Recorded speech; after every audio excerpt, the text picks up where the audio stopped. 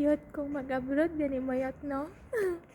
Expected una lang gid ninyo yot nga mura mog na detain ba, mura mog na preso og bali duha ka tuig diri sa Saudi kung sa Saudi mo, or mas okay kung sa lain na country ka na yung mga uban na yung mga day off.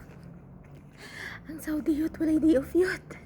Bawal mo gawas ang mga syagala yot, ang mga bayot diri yot dili pwede mo gawas yot.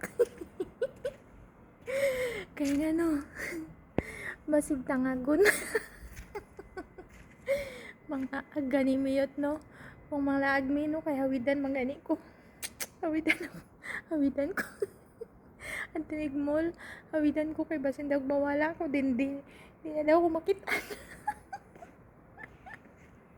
Mas okay rapod. Kay basin tuod mawala ko.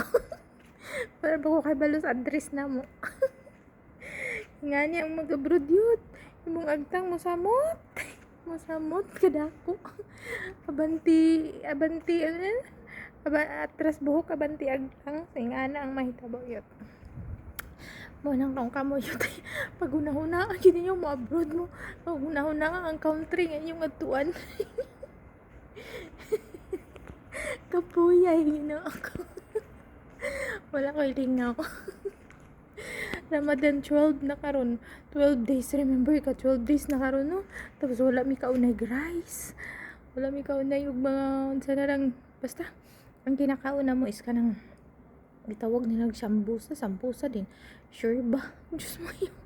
Pero nakaya raman si Ioy sa Pilipinas kay no nadaig mapas mo di diri wa may pasmo in taon diri.